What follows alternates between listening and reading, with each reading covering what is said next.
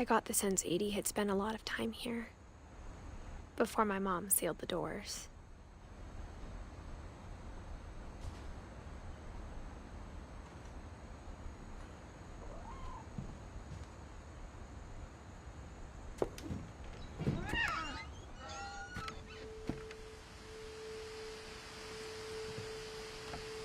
This will be obvious later, but my mom never told me any of these stories. Edie would have, but Mom didn't like bringing up the past.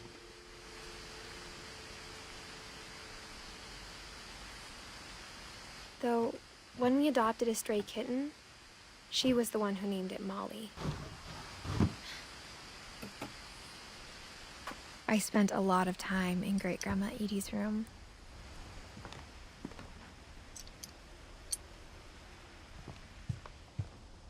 Her room was like a museum. For 500 years, the Finches have been famous throughout Norway for their fortune and misfortune.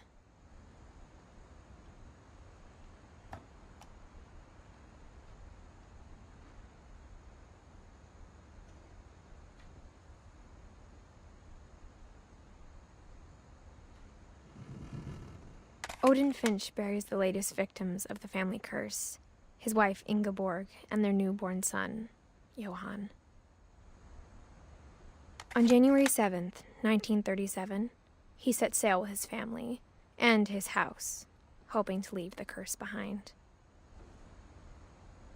But 40-foot waves off the coast of Washington send the house and Odin to the bottom of the sea. Odin's daughter Edie, with husband Sven and baby Molly, step ashore on their new home, Orcas Island. Odin Finch is the first to be buried in the new family cemetery. His daughter Edie is already dreaming of a new Finch house.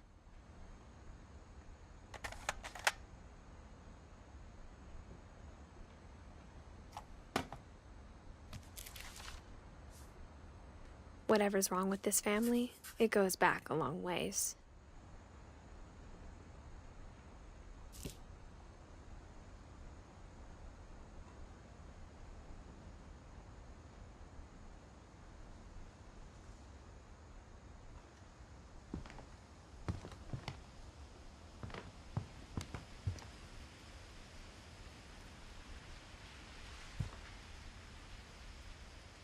Louis died a week before we left, but Edie had already started to memorialize him.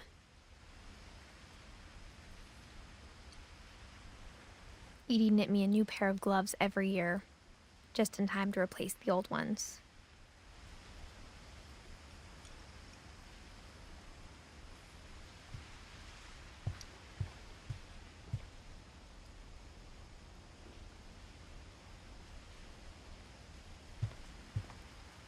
Edie gave a big interview about a mole man living under the Finch house. My mom was furious.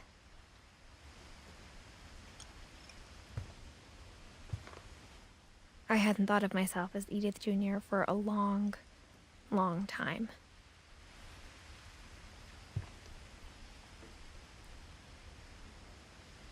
When Edie told people Sven was killed by a dragon, she could also have said he was building a dragon-shaped slide that collapsed.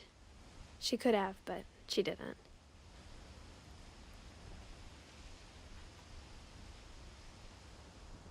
Even in her 90s, sometimes Edie seemed a lot younger than my mother.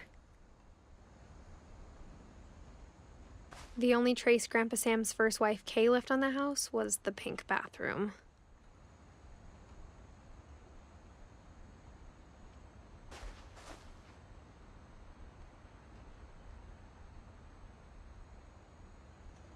It was a pretty big trace.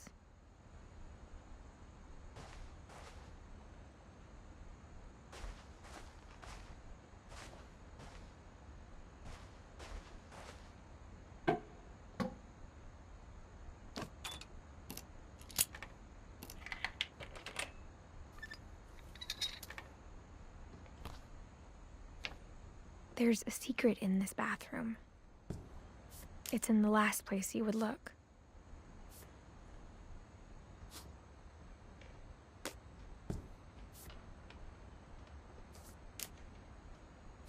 It isn't in the cupboard. It's hidden in this book.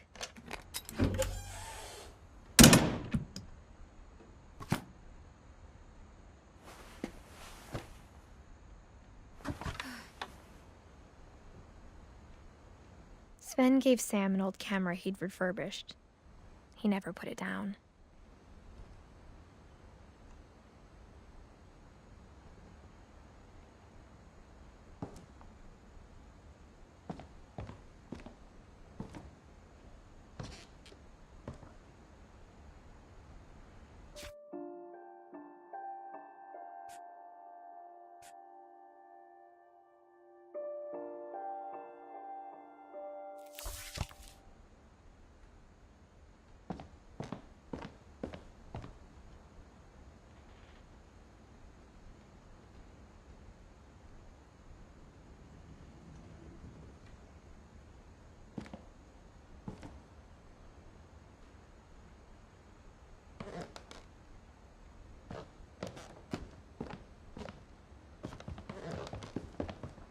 From the paintings on the wall, it was clear my brother Milton had been here before me.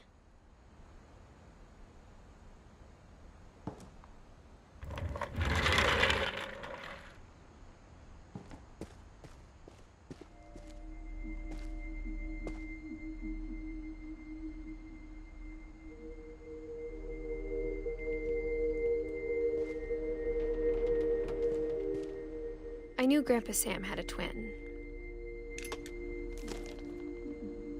and that he never talked about him.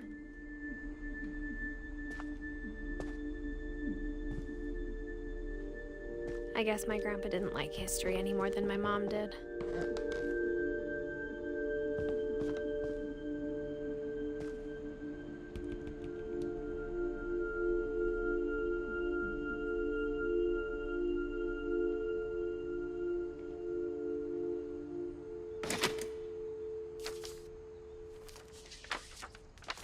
How I Want to Remember My Brother by Sam Finch.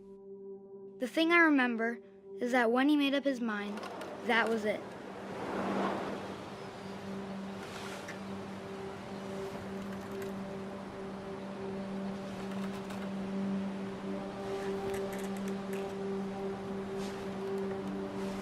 My brother said he'd die before he ate another mushroom, and he did. At Barbara's funeral, we swore we'd never be afraid again, and he wasn't. I think Calvin always wanted to fly. Sam! Calvin! Dinner's ready! Coming! But that day, he finally made up his mind to do it. I told him going around was impossible. Maybe if I hadn't said that.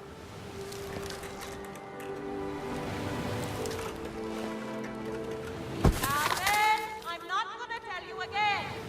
Maybe if the wind hadn't picked up. Then maybe he'd still be here. But I doubt it. I think he'd already made up his mind. That's what I want to remember about my brother.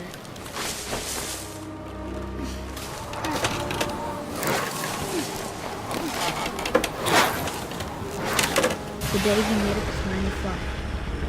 And he did.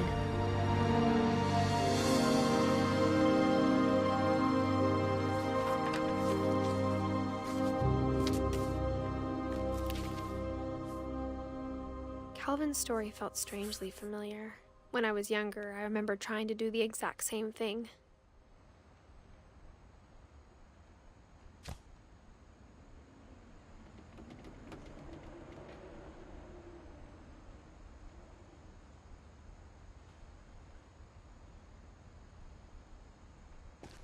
After the funeral, Edie roped off Calvin's half of the room.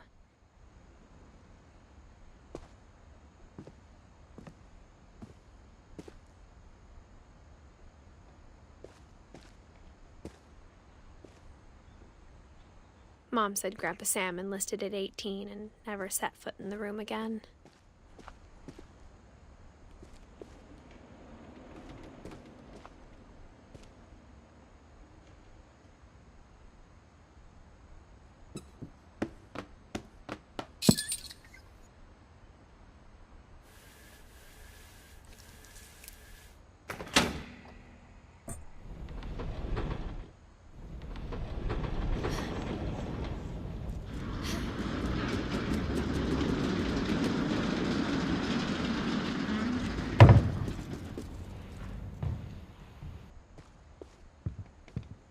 passages were a pretty tight fit. They'd obviously been built for smaller hands and bellies.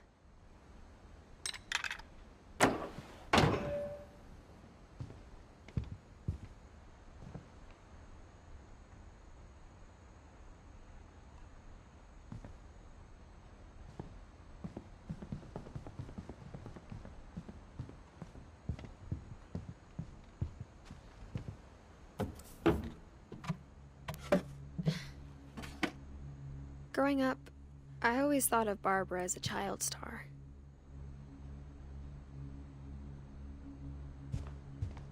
I never thought about how hard it must have been for her afterwards.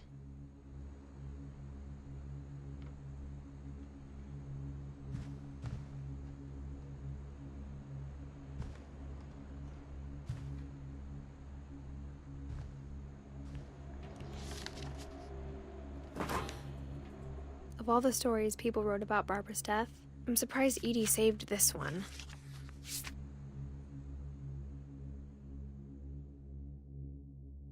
Old Jack here with another ghastly tale inspired by America's most unfortunate family.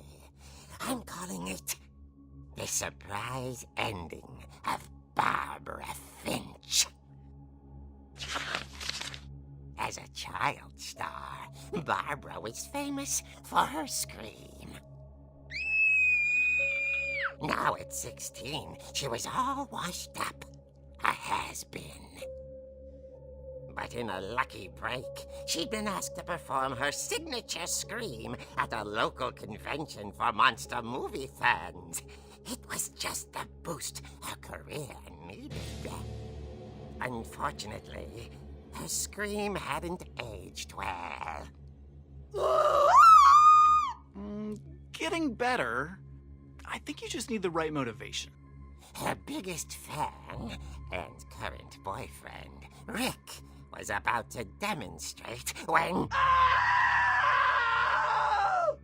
Now that was a great scream. It was Barbara's father, Sven. He'd slipped into a table saw and had to be rushed to the emergency room. So Barbara got stuck babysitting her youngest brother, Walter. Her convention comeback was canceled. Okay, I'm hearing frustration, but I'm not hearing terror.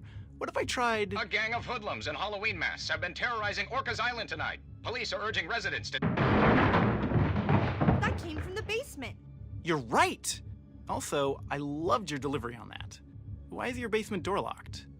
Because my dad likes making puzzles and secret passages. There's a key hidden in the music box. The secret is to keep winding and winding until finally the key pops out. Thanks, babe. I'll be back in a sec. 20 minutes later, Rick hadn't returned. So Barbara went to look for him, right on cue. She reached for the music box.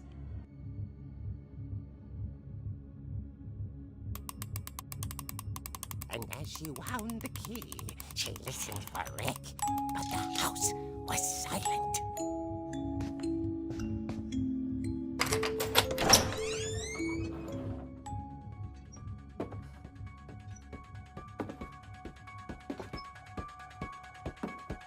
She found Rick's crutch and imagined the worst.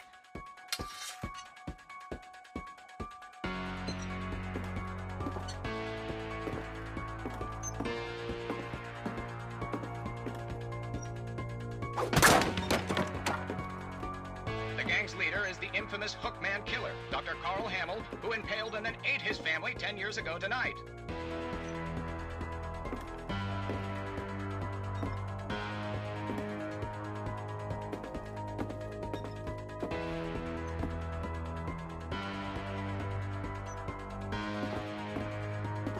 The old fridge rattled and grew still.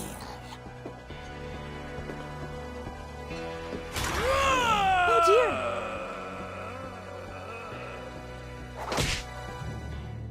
Oh! Rick? Barb, relax. I was just trying to scare you to help you find your scream. Well, I'm not scared, Rick. I'm furious. Then act furious. All I'm getting from you now is that you're hurt and confused and you're...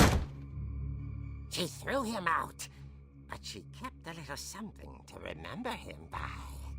Barb, have you seen my other crutch? And she was still holding it when she fell asleep watching the late picture show. Hours later... Barbara! Walter, what's going on up there? Ah! Okay, I'm coming up, but if this is a trick, you're dead, Walter.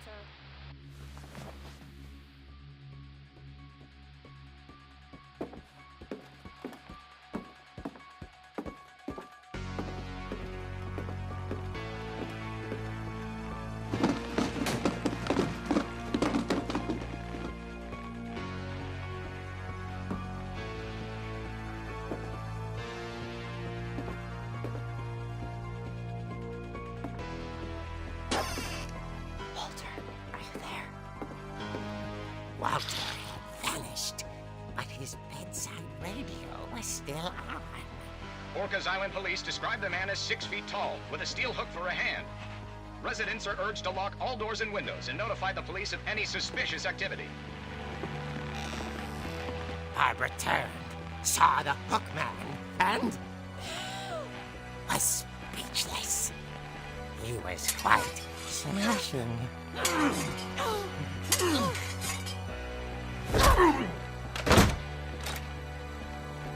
And he was. He couldn't get enough of Barbara. Okay, Barbara, there's gotta be another way out of here.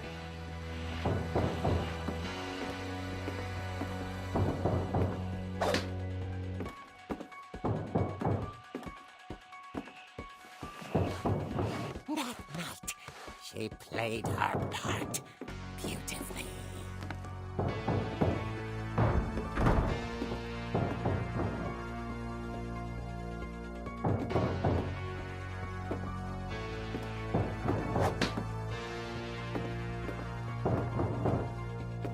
She thought about abandoning Walter, but just couldn't do it.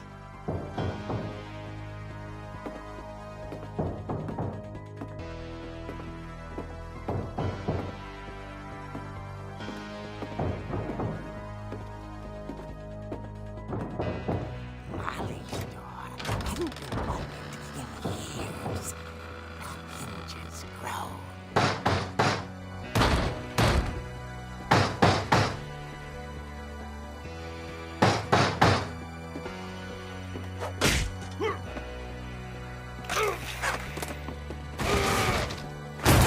He wasn't moving, but she sensed the story might not be over yet.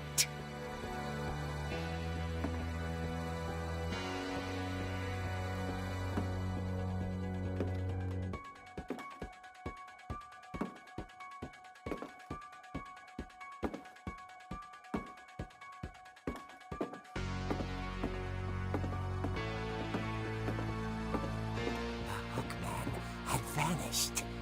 She listened for his breathing, but all she heard was...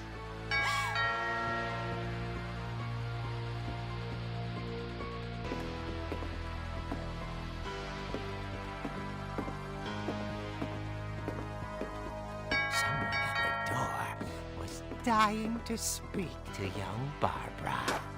At the door, she heard whispering. It was coming from inside the house.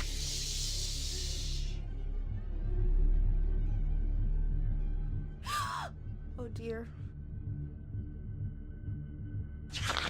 The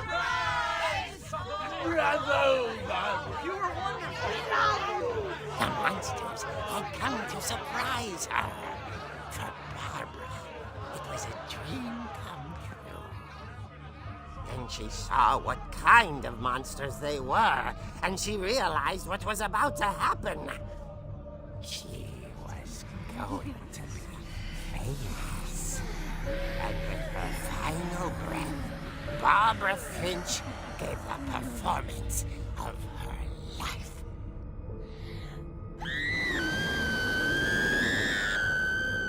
I wasn't there myself, but I hear Barbara was magnificent.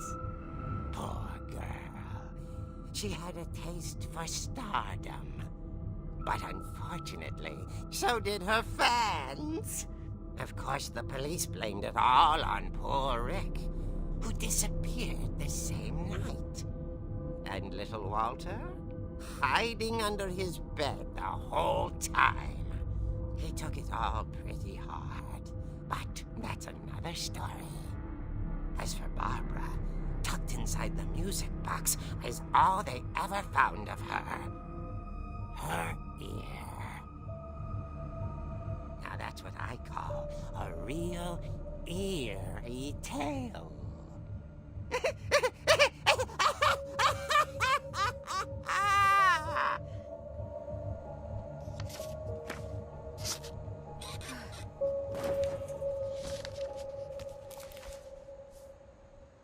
Edie told me all Barbara wanted was to be remembered, as absurd as that comic was. Maybe what Edie saw was a happy ending.